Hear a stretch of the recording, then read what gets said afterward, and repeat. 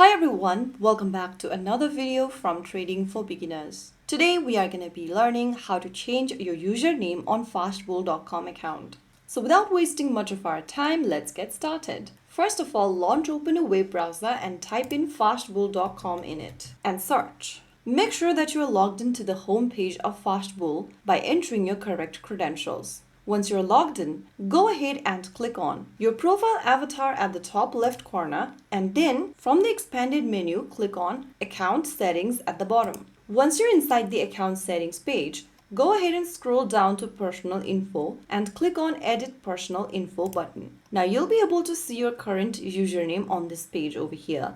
Go ahead and write down a new username meeting these criteria at the bottom. Once you are done, scroll down and click Confirm, and you have changed your username right away. So that's how it's done. If you found the video helpful, don't forget to like, share, and subscribe to our channel. I will be back again in the next video. Stay tuned and thanks for watching.